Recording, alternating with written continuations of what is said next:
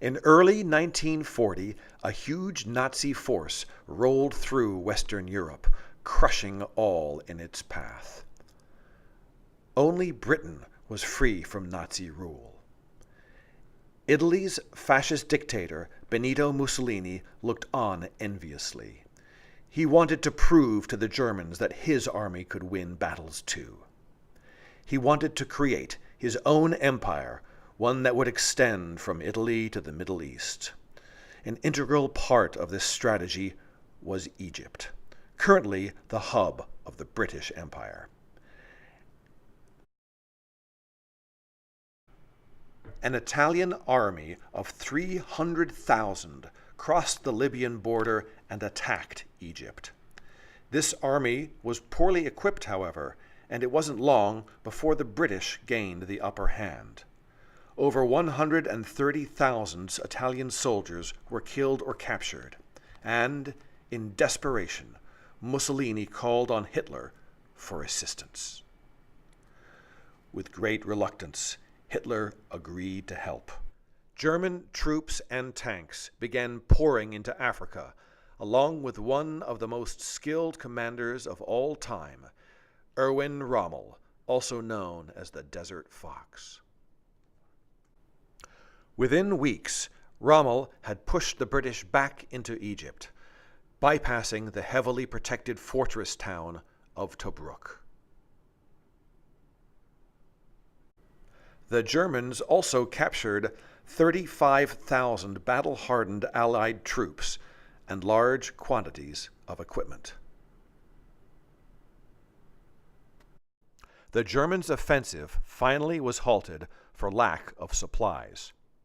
Over the next 6 months, the Germans and the British fought a back-and-forth battle. After a long struggle, the British finally gained control of what would be the winning factor for the Allies, the Mediterranean. Now the British could stop German supplies from crossing the Mediterranean into North Africa and starve the Germans of fuel and other equipment.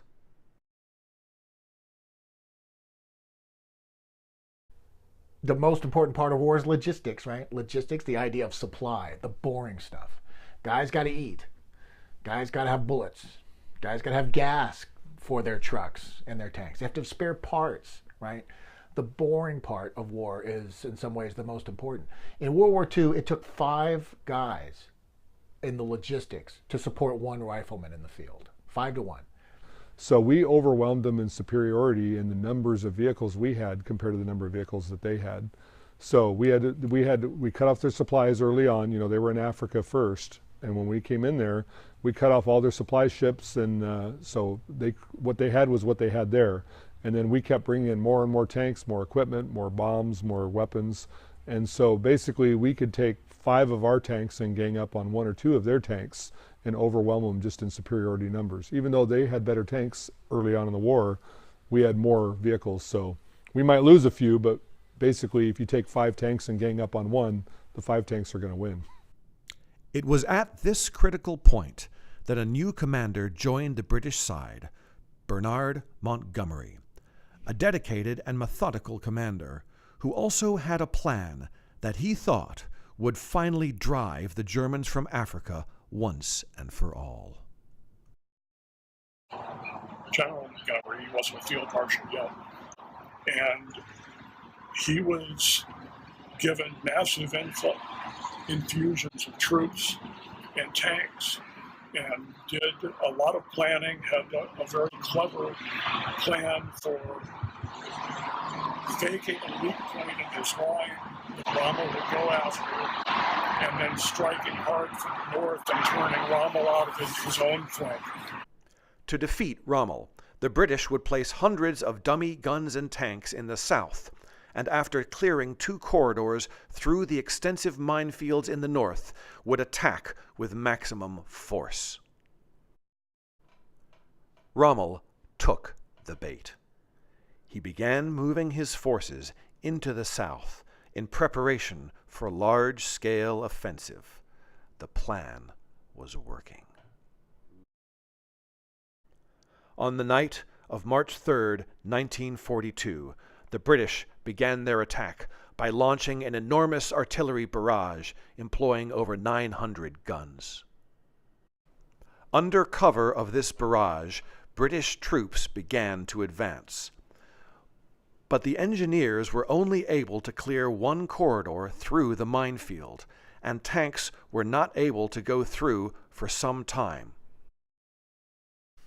As if this weren't enough, the German defense was holding out much more tenaciously than expected, and the British attack stalled. The battle then became a slugging match. Who would run out of troops and tanks first? Montgomery's superiority in numbers paid off. The Germans just couldn't hold their defense against such a concentrated attack. The German line finally broke after 12 days. British soldiers and equipment poured through the gap. Thousands of German and Italian soldiers were captured, and Rommel would never threaten Egypt again.